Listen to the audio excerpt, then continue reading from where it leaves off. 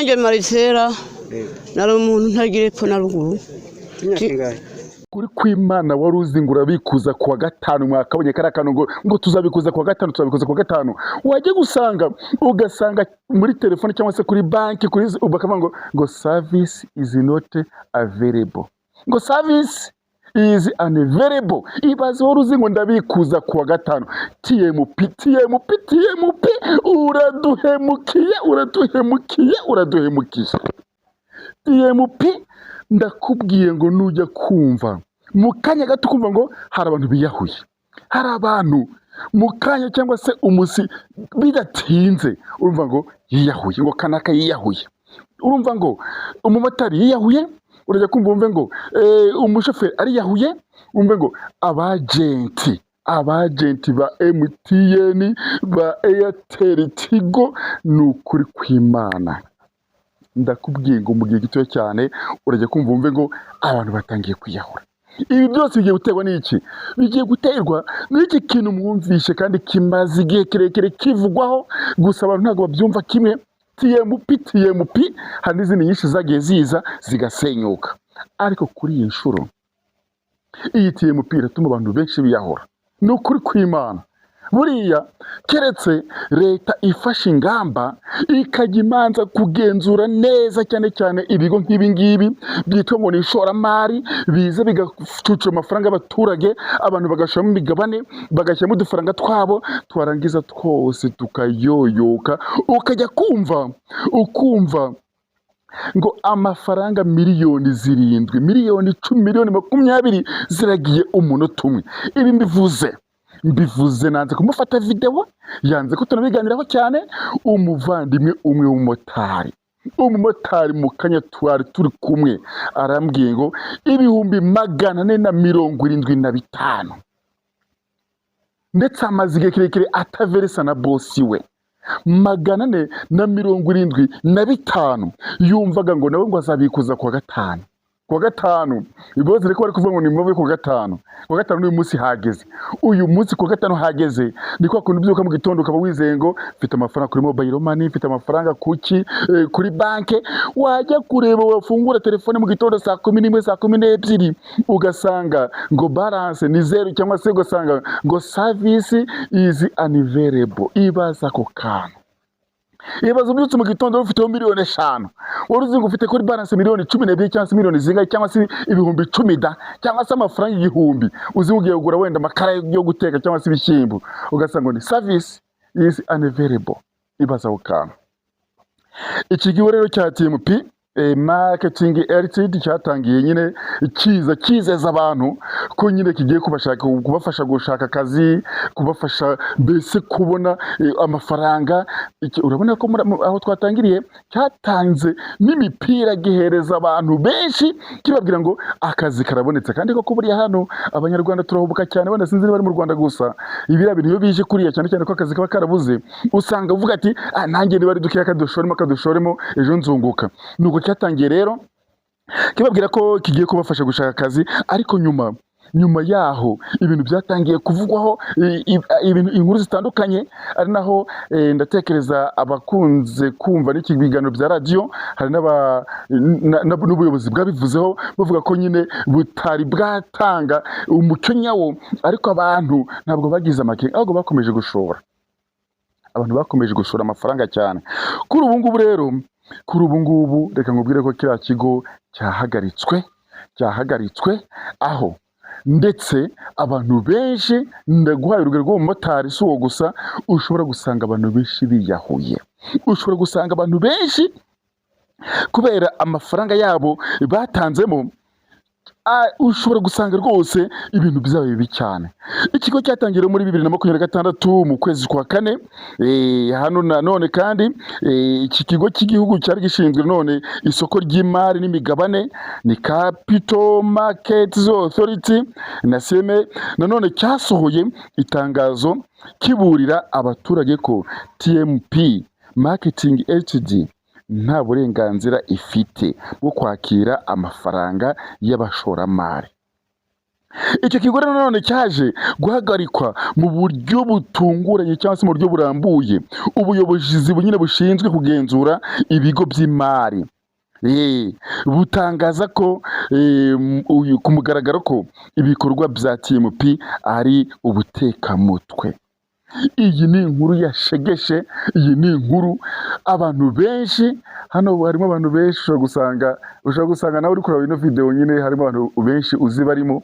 Njye naguhaye urugero rw'abamotari, nakubwiye ko n'abarimu njye bake mbazi, abashoferi benshi ndabazi, harimo ndetse n'ibyagutangaza ko harimo n'abanyamakuru, n'ibyagutangaza ko harimo n'aba YouTube creator cyangwa se aba content creator mbese ku buryo butandukanye, n'ibyagutangaza harimo abacuruzi abayizeye ati reka shora imari hariya, reka shyiramo miliyoni zanjye 10 ejo muri 10 gusa. Ariko uko bikora bino bintu muribuka no mu minsi yashize hari ibigo byari byabanje kuza ubwa mbere, buri harimo abantu benshi bagiye bayakuramo ubwa mbere bikiza byo bitangira neza, ugasanga rwose umuntu baravuze ati nushyira mu 200 300 ukwezi kwa mbere ukwezi kwa kabiri uzabona amafaranga ya naya. Akenshi iyo bigitangira birakora, ariko umenye ngo uko bijya kugenda wa muvandimwe we uri kureba iyi video ahangaha kuri Bushake TV, nkubwira ngo niyo mpamvu mba nakuzaniye tuno tuntu nkakubwira ngo buriya nujya kumva ngo abantu bagiye kwiyahura umenye ko nta yindi mpamvu.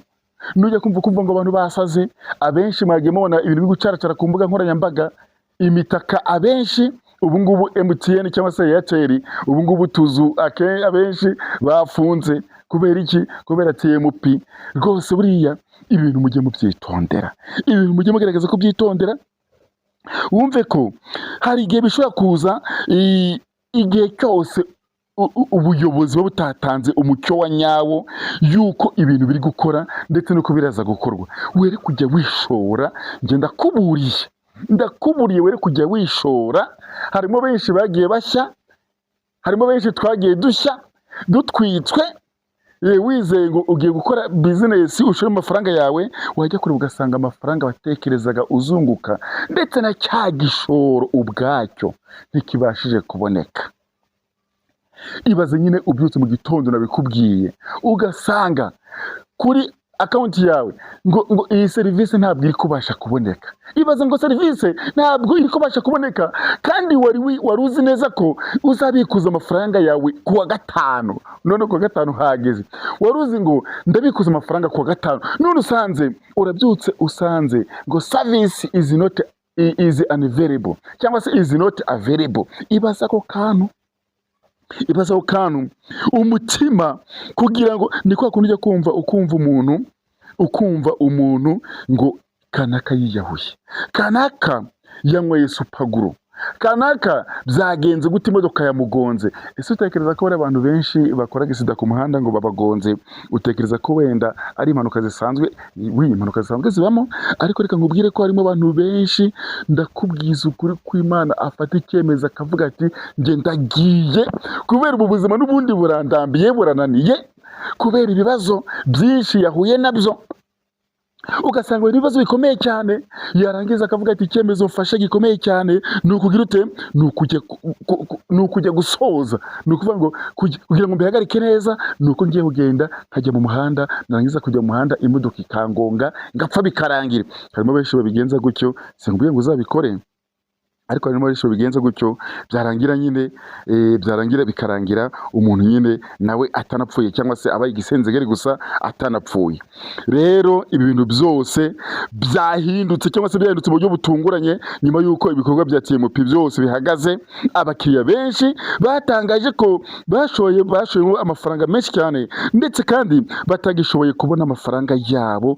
Abantu batangira nyine guhamagara, kohereza ubutumwa no kujya ku biro by'ikigo bashakisha ibisobanuro, kubera ko nyine hano cyari cyarafunguye n'ikiga no mu turere hose bafite abagenti, ariko bose batangiye kujya gushakisha amakuru kureba uko byagenda, ariko kugeza ubu ngubu nta gisubizo. Rero mu bagizweho ingaruka cyane cyane nababwiye harimo abagenti ba MTN, harimo abagenti ba Mobile Money, ba Airtel Mobile Money, harimo none abarimu, harimo abacuruzi bato n'abakora ubucuruzi bunyuranye.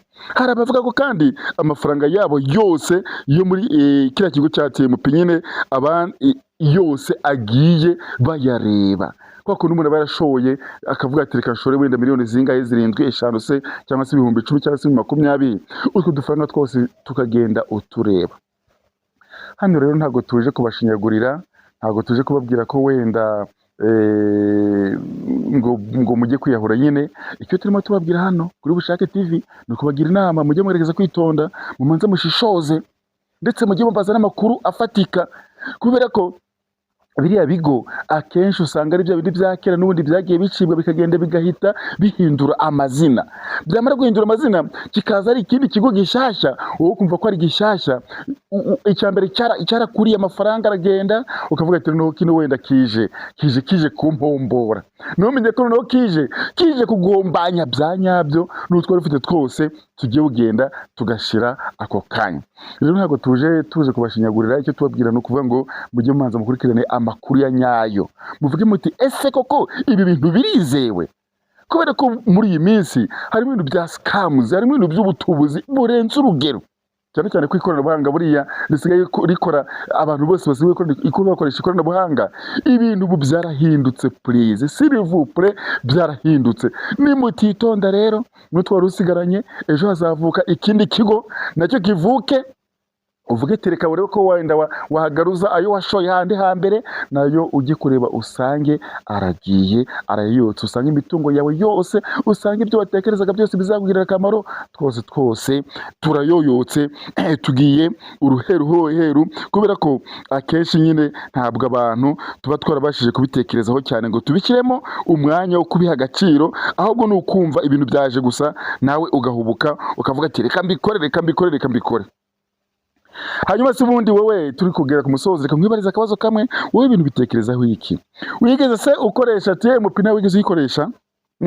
Cyangwa se hari uzi wahuye n'iki kibazo? Abo ngabo rero aho tugeze ni ukubihanganisha. Nyaboneka reka nkubwire ngo aka kavideo gasangize abandi, ubabwire ko ibyo bintu nyine bihangana bahuye nabyo, ariko bakomeze bihangane, bajye bamanza batekereze barebe kure.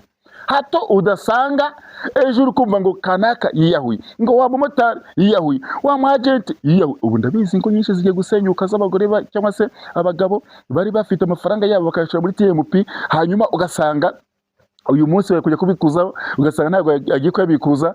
Umugabo cyangwa se umugore waruzi ngo umugabo wagira umwagenti, yajya kubona aje ari amaramasa, nta kintu na gito afite ku mufuka. Ibyo bintu ndababwiye ngo mubyitondere. Nyaboneka niba ufite mugenzi wawe nawe washoye mu mafaranga, nawe wa mugabo we wa mugore we umwihanganire, yarazi ko agiye kuzunguka, nawe wari kuvuga ati ngo mugiye guhitamo cyane uwo nguwo, ngo murwane, ngo mutongane, ndetse mugeraho mwicana, mupfuye amafaranga muzashaka andi. Nambwira ngo komeza ubwe neza cyane, uri bakaruga filime kino kiganiro cyacu ntabwo ari filime. Filime zo uzashaka aho bita ku Nganzo TV.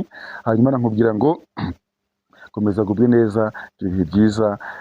Izi nkuru zacu bazikunze, like, share na comment, byose ni ingenzi kugira ngo nibisanzwe. Ndi kuri Bushake TV, njye reka mbe nigendeye, usigara amahoro.